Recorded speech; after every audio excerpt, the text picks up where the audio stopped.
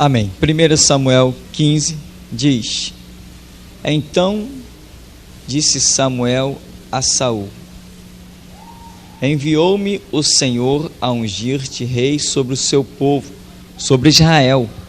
Ouve, pois, agora a voz das palavras do Senhor.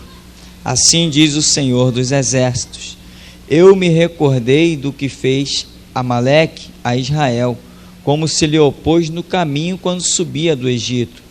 Vai, pois, agora e fere a Amaleque e destrói totalmente tudo o que tiver, e não lhe perdoes, porém matarás desde o homem até a mulher, desde o menino até aos de peito, desde os bois até as ovelhas, e desde os camelos até aos jumentos. Amém. Irmãos, servir a Deus, quando nós começamos a caminhar, nós começamos a ver que é maravilhoso, porém é sério. Um dos títulos de Deus é o grande juiz de toda a terra. Ninguém escapa do seu julgamento. Ele julga, ele peleja as questões e ele vela sobre a sua palavra para cumprir.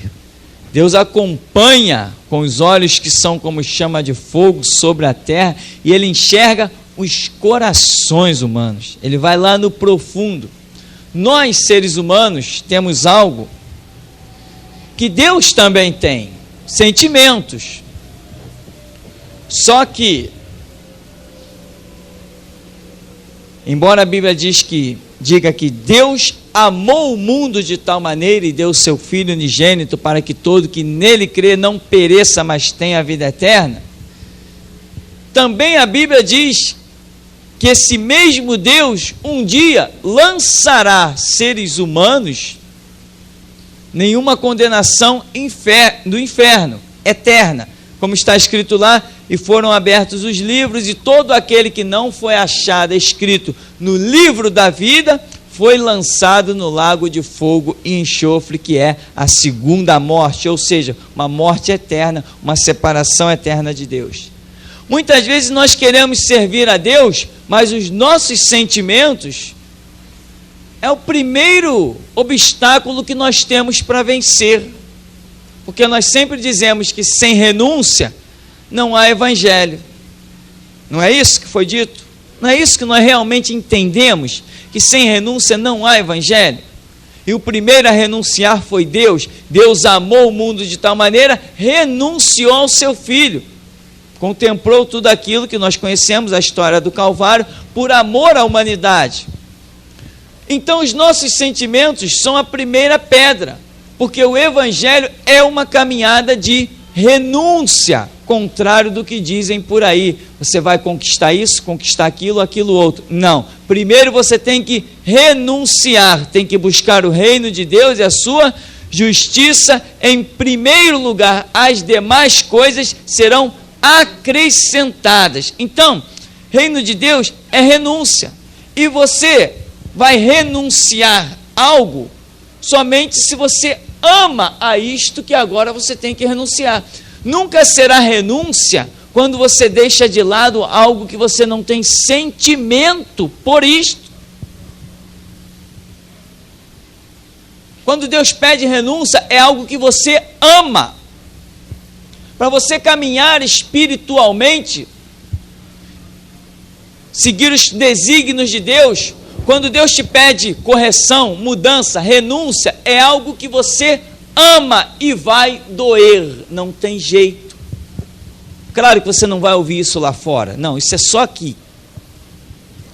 Deus te pede renúncia e vai doer. A decisão é sua, a decisão é minha, se eu vou renunciar ou não. E quando eu estou na intimidade com Deus, a única frase que me vem à memória é aquela que diz: a seara é grande e poucos são os obreiros, e sempre serão poucos. Sempre os obreiros serão poucos, irmão. Não adianta. Nunca você vai ver uma multidão fazendo a obra de Deus. Não vai. A população mundial são milhões. Você acha uma meia dúzia de obreiros nessa seara. E aí, por isso, Deus é obrigado a usar pessoas para estar viajando daqui para lá, de lá para acolá, pega avião, faz mil coisas. Por quê? Porque há uma necessidade. Deus tem prazer em salvar e tem pressa nisso. Então Deus conta com um e outro para atravessar fronteiras. Se a igreja realmente estivesse nos desígnios de Deus, essa obra de viajar de um canto para o outro, ela seria bem menor. Essas renúncias vão chegar até todos aqueles que servem a Cristo. Todos aqueles que servem a Cristo podem se preparar para o grande dia da renúncia. Não adianta, você não vai seguir essa caminhada do jeitinho que ela vem se apresentando para você, tudo flores, tudo mamão com açúcar, tudo que beleza, que servir a Jesus, é o trem da alegria, conversa fiada. Pode se preparar para o dia do sofrimento, o dia da batalha, o dia da angústia, o dia do tormento, o dia em que Deus vai olhar para Abraão e vai dizer assim: Abraão, está vendo Isaac? É o meu próximo sacrifício. Decisão é sua. Eu só continuo contigo, Abraão, depois desse sacrifício. Enquanto esse sacrifício não existir, não tem mais assunto contigo. Cessou a minha voz, não falo mais nada. Entende o que é isso? Renúncias fazem parte dos degraus do Evangelho, que te conduzirão a uma vida de triunfo e glória. Uma vida em que realmente Deus vai banir do teu seio as enfermidades. Vai banir de você o medo. Quantas pessoas estão servindo a Deus dentro das igrejas e tem medo? Tem medo do escuro. Tem medo de rato. Você acha que isso é normal? Conversa fiada que isso é normal, meu irmão. Tem medo de cachorro. Isso não é normal, meu irmão. É normal se o cachorro vem atrás de você, você vai sair fora. Isso é normal. Mas você atravessar uma calçada só porque viu um cachorro, correr o risco de entrar debaixo de um carro porque viu um cachorro, sabe o que é isso? São temores que, devido à nossa fraca caminhada com Deus, eles não são superados. Se você levar uma vida a séria de intimidade com Deus, a Bíblia diz que o verdadeiro amor lança fora todo medo. Quando você se aproxima de Deus e sente esse amor de Deus por você, você começa a imaginar: se Deus me ama, as balas perdidas não são para mim. Se Deus me ama, o câncer não é para mim. Se Deus me ama, 1000 cairão ao meu lado, 10.000 à minha direita, eu não serei atingido. Eu não tenho que me preocupar com as fatalidades da vida, com aquilo que diz, mas você só vai atingir esse caminho depois de renúncias. E essas renúncias, às vezes, elas são muito duras, e Jesus deixou claro que elas são duras. Aquele que amar pai ou mãe mais do que a mim, não é digno de mim. Aquele que amar filho ou filha mais do que a mim, não é digno de mim. Aquele que quiser achar a sua própria vida, vai perder, mas aquele que perder por amor de mim, vai achá-la. Enfim, chegamos a uma conclusão terrível, que nos faz entender por que a seara sempre será grande e os obreiros sempre serão poucos, porque quando se trata de renúncia, mexe com sentimento, e quando mexe com sentimento, a cabeça do ser humano começa a girar. Não é assim que funciona? Claro que é assim que funciona. Observa aqui que Saul não foi um homem chamado por Deus, foi um homem chamado por Deus. Claro, quem vai ter dúvida de que Saul foi um homem chamado por Deus? Mas Deus, quando chamou Saul, primeiro trabalhou na vida dele e o capacitou para uma obra. Lembra do rancho dos profetas? Samuel disse assim: olha, vai a tal lugar, tem um rancho de profetas ali, se junta com ele, que o Espírito Santo virá sobre você. E quando isso acontecer, você também vai profetizar, e o Espírito de Deus te o quê? Te mudará em outro homem. Como é que se muda alguém em outro homem? Tira o corpo dele e bota outro? Não. só se muda em outro homem quando as suas concepções da mente mudam.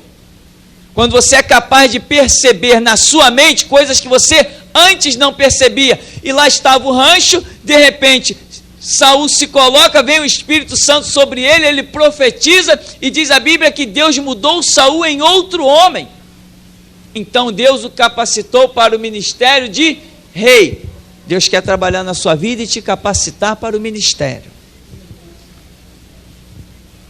E aí vai começar uma caminhada em que Deus sabe o que fez na tua vida, Ele sabe o Espírito que te deu, a sabedoria que te deu, a revelação que te deu, Ele sabe o que Ele fez na tua mente e Ele vai trabalhar em cima disso e não vai aceitar não como resposta sua jamais. Ele só vai aceitar quando Ele virar para você e dizer alguma coisa e te pedir. Deus só aceita o sim como resposta. Ele não aceita o espera, o talvez, o depois, o quem sabe, o não, Ele não aceita. Deus só aceita sim como resposta, porque Ele é Senhor. Mas não existe mais, porém, contudo, todavia, entretanto, para Deus. Deus só aceita sim como resposta. Eu pergunto, Ele pode te pedir alguma coisa? Aparentemente Ele pode pedir qualquer coisa, mas nós estamos prontos para renunciar a qualquer coisa? Aí é Deus que sabe. Porém a Escritura diz que Deus não nos deixa ser tentados além do que podemos resistir. Olha o verso 17, diz assim: e disse Samuel,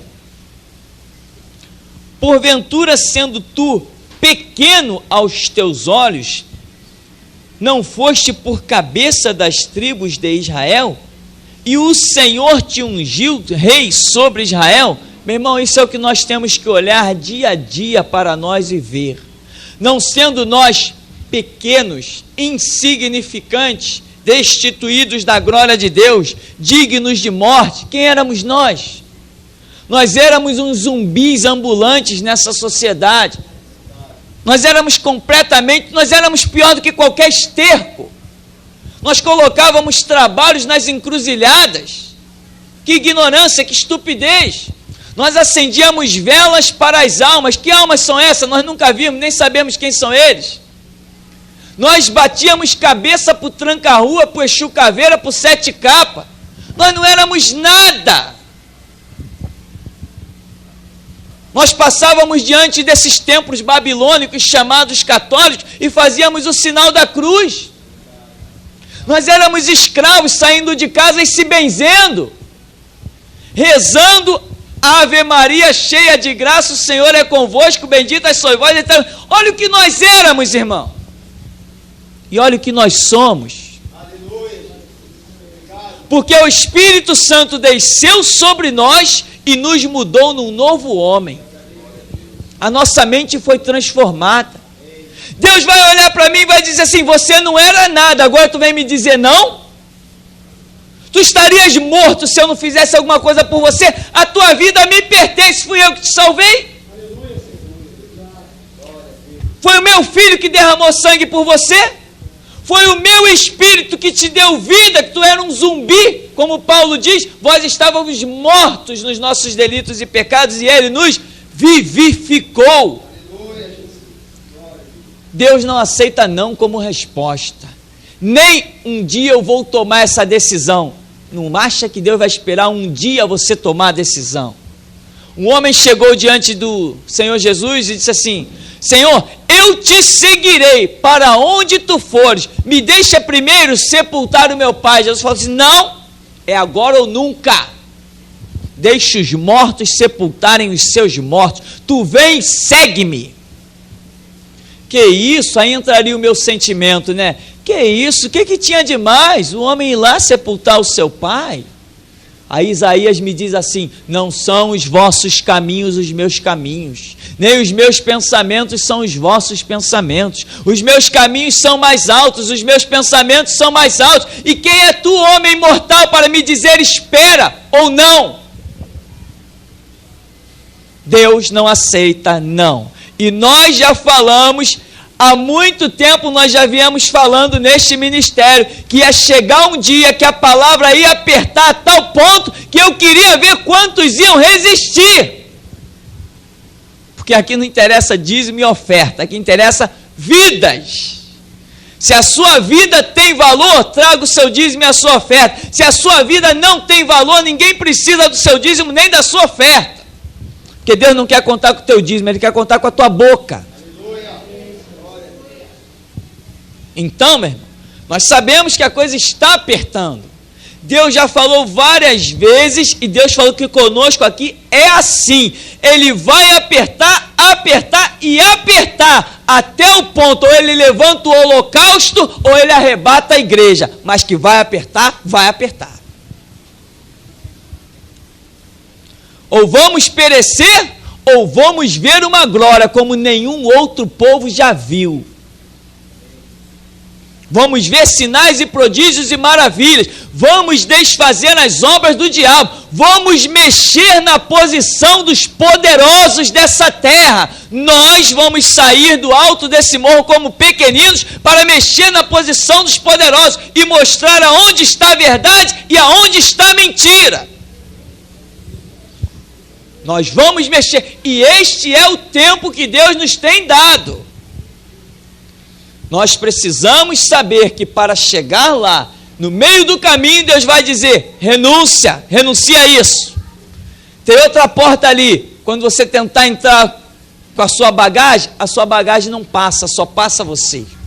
Você terá que deixar a sua bagagem do lado de fora e seguir viagem. Não éramos nada. No verso 21, ele diz assim, mas o povo tomou do despojo ovelhas, vacas, o melhor do interdito, para oferecer ao Senhor teu Deus em Gigal. Porém Samuel disse, tem porventura o Senhor tanto prazer em holocausto e sacrifício, como em que se obedeça a palavra do Senhor? Eis que o obedecer é melhor do que o sacrificar, e o atender melhor é do que a gordura de carneiros. Conhecemos essa história, né? Saul foi lá, conquistou o inimigo, Deus mandou matar todo mundo, ele não matou o rei, queria fazer amizade com o rei, tomar cafezinho com o rei, queria lanchar com o rei. Não sei o que ele queria com aquele rei. Queria amizade. O rei já estava lá livre, achando que já não ia morrer mais. Vem Samuel e mata aquele rei. E aqui ele está dizendo, obedecer é melhor do que sacrificar. Não, eu separei esses animais aqui porque o Senhor falou, o povo queria oferecer. Olha que intenção boa, não é? Separei esses animais, estão vendo como esses animais são bem cuidados? Bonitos, do bom pasto dos amalequitas, animais maravilhosos. Eu e o povo decidimos que vamos sacrificar ao Senhor. Ora, a intenção belíssima. Que boa intenção.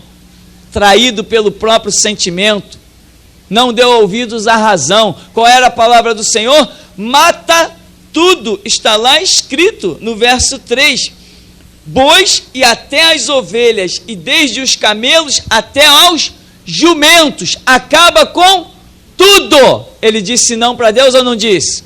Disse. A intenção dele era boa ou não era? Era. Deus não quer saber da sua boa intenção. Ele quer saber da sua obediência. Deus não quer saber do seu bom pensamento. O seu pensamento não é bom porque a Escritura já condena o homem dizendo que as nossas justiças são o quê? Trapo de imundície. Nós temos que cair na real. Eu não sou bom, eu não sou justo. Bom e justo é o meu Deus. Eu não tenho caminho para seguir, é Ele que me traça o caminho. Eu tenho que vendar os olhos e seguir. Eu não tenho que projetar o meu amanhã, projetar um resultado. É Ele que vai dizer se eu vou ter amanhã, se eu vou ter resultado. Depois, irmão, não adianta, como já falamos, quando a fruta cai da árvore, para nós é impossível que ela seja posta no lugar de novo. Não tem mais como. Arranca uma fruta, depois tenta colocar ela lá para ver o resultado. Porém, para Deus, todas as coisas são possíveis. Não vamos questionar o poder deste Deus. Olha no verso 23.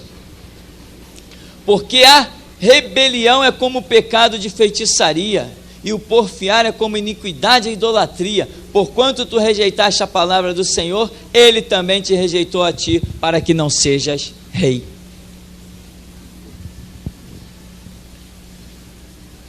A rebelião é como pecado de feitiçaria.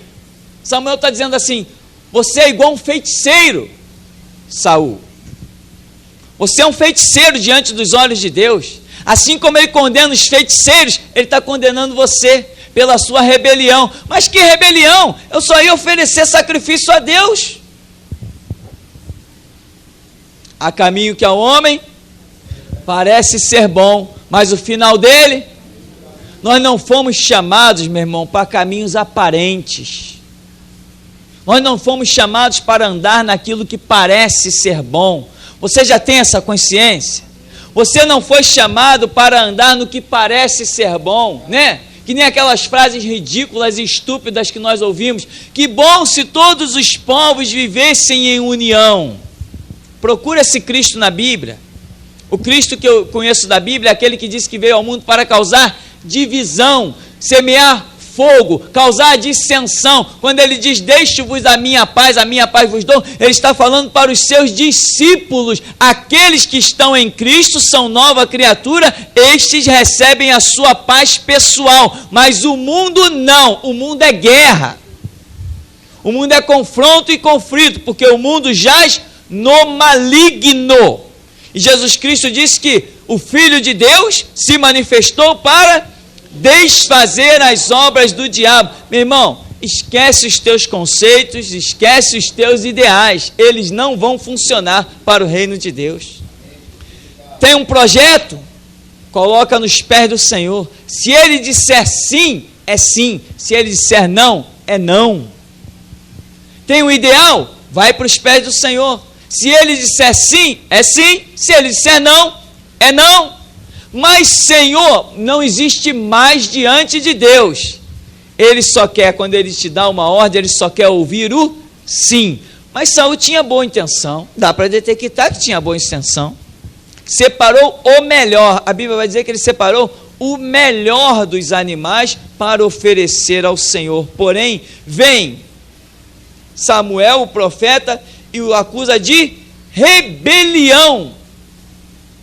Rebelião. Você tem ideia do que é isso? Essa palavra aparecer aqui? Eu vou te lembrar. Quem foi o primeiro ser a se rebelar?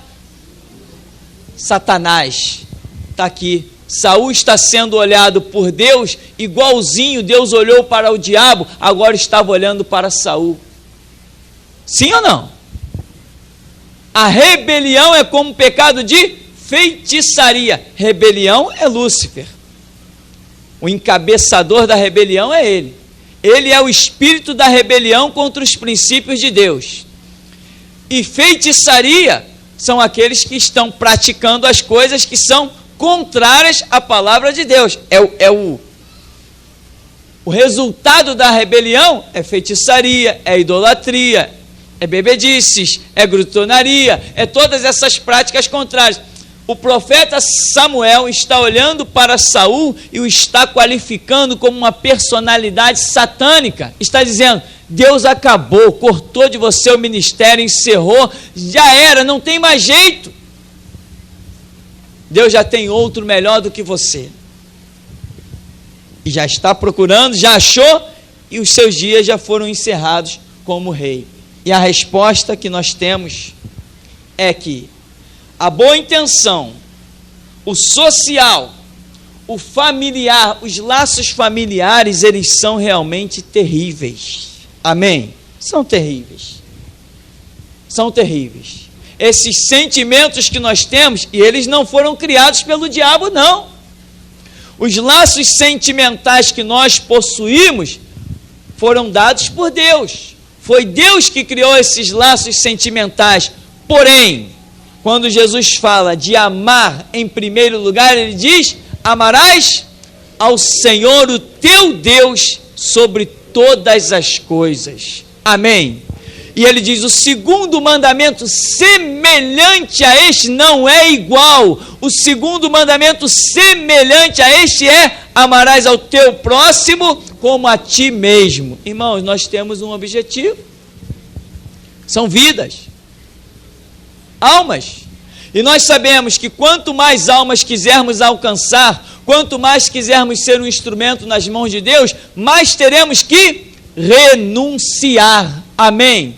Esta é a realidade do que temos entendido. Porque se os nossos objetivos forem diferentes de alcançar almas para o reino de Deus, a nossa vida não tem mais valor algum. Não presta para absolutamente mais nada. Você foi chamado como você era um nada. Você lembra que você era um nada, né? Eu era um nada, você era um nada, todos nós éramos nada. Jesus Cristo se manifestou a nós com tanta misericórdia, muita misericórdia, porque quantas pessoas estudaram comigo e já baixaram ao inferno? Quantas pessoas já sentaram junto comigo dentro de banco de igreja e já foram tragadas pelos acidentes, pelos incidentes, pelas viroses, enfim, quantos já foram? Quantos você conheceu na sua vizinhança que já foram abatidos? Quantos eu conheci? Então Deus nos chamou com misericórdia, com mão forte, e nós éramos nada. Ele tem um propósito conosco. Ele tem um plano conosco. Ele investiu na nossa vida. Agora nós não podemos olhar para trás, para que não passe de nós o seu Espírito e tudo que foi dito a nós venha a se cumprir. Nós temos que estar preparados, e os laços familiares muitas vezes têm sido a causa da grande destruição de obreiros na seara de Jesus Cristo. Por quê? É aquela boa palavra. Não, irmão, que bom, a sociedade, não, a família, né? Tem até pastor por aí que diz: irmão, a família é em primeiro lugar. Meu irmão, se Deus não estiver em primeiro lugar, você não vai ter família nenhuma. O diabo acaba contigo, acaba com os teus filhos, acaba com os teus recursos, acaba com a tua paz, acaba com a tua alegria, acaba contigo. Deus tem que estar acima da família. Se você não tem Deus em primeiro lugar, você não vai ter família. Você vai ter transtorno, problemas.